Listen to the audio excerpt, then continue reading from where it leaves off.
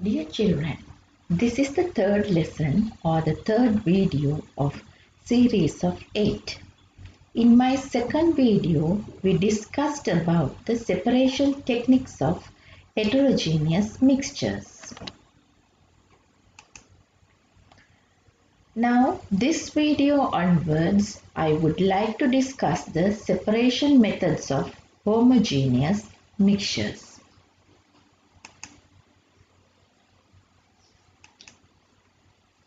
Unlike heterogeneous mixtures, it is rather difficult to separate constituent from a homogeneous mixture. The reason is the even distribution of the solutes and the solvent particles in the whole area. Thus, it is important to pay the attention on two major factors before select the method of separation.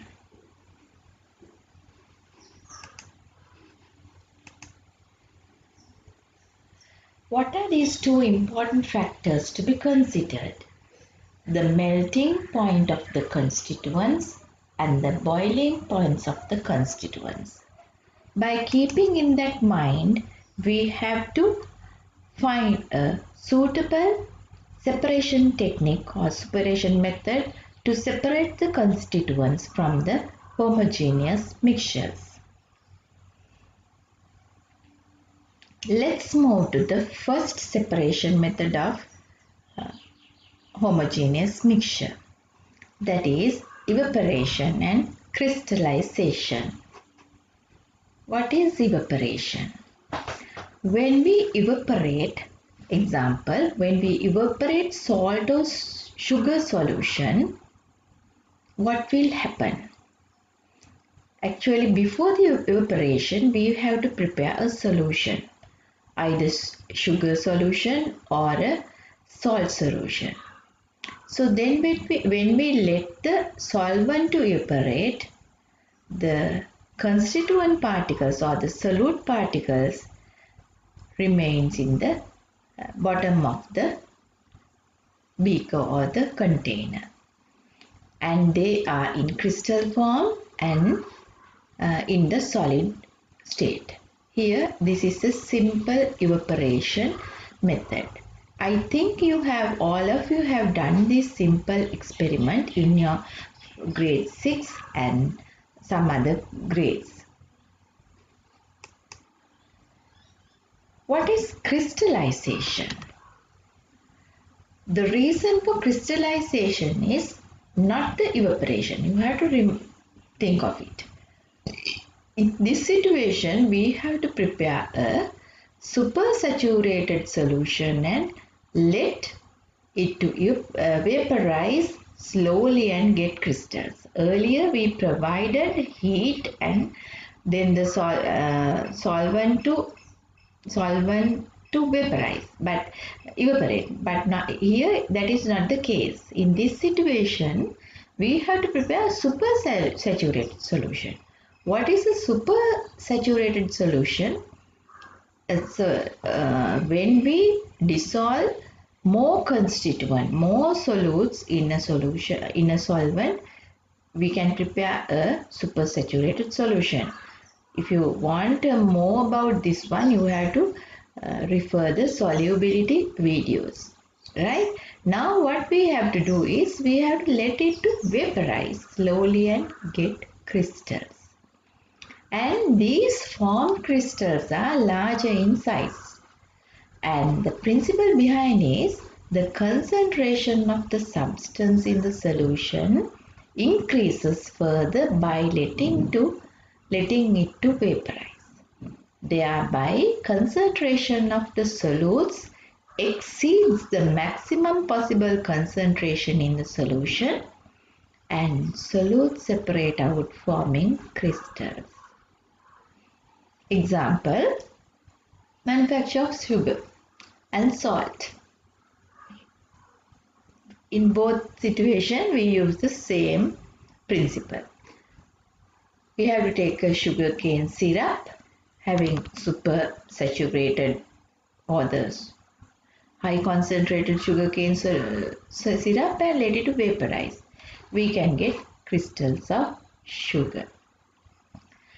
This is a very nice activity, and also I hope you also like to do it, because we can prepare rock candy or sukiri at home by using this method. What you should do, you have to take a super saturated sugar solution and hang a small piece of already prepared, already brought from the shop or somewhere, a crystal of rock candy here, and hang like this way and let it to be there. What will happen gradually, the water in this solution, this water in this mixture will be vaporized, and when the increases of the sugar concentration here and formed large crystals around the already fixed rock candy crystal. So you will definitely be able to observe this at home. During these days, try to do that and get some rock candy crystals. Then the second separation technique is recrystallization. Here, this is a process of dissolving a already crystallized solid and again turning it into crystals. Remember, now already you have prepared some sugar solutions, sugar crystals. Now what you should do, you have to get that crystals again and dissolve back and let it to crystallize again. That is why we say recrystallization. Why we should repeat the same procedure? Thereby we can get very clear and crystals without impurities. This is the way how we can get white sugars from brown sugar. Earlier, if you look at actually at the very beginning, the sugarcane syrup gives you this brown sugar. Recrystallization and using some other chemicals also, we can get this white color pure sugar crystals. Here the activity 3.3.2 in page 56 is given an activity to confirm the knowledge what you have gained. Here you have to dissolve 50 grams of common salt in 50 milliliters of water at 90 degrees of centigrade, and you get a saturated solution, because when heating, you know, the amount of dissolved in a solvent is high. So when you warm, not up to the boiling point, when you bring to a certain temperature, you can dissolve more salt in this 50 milliliters of water. Then what you should do, you have to filter it using a filter paper, this hot solution, hot mixture, through this filter paper. Then you get a filter rate here in this lower beaker, and some residues in this filter paper. Remaining portion also you can get, but here we have to bother about this filter rate. Then you have to pour this filter rate to a flat petri dish like container and let it to vaporize. So then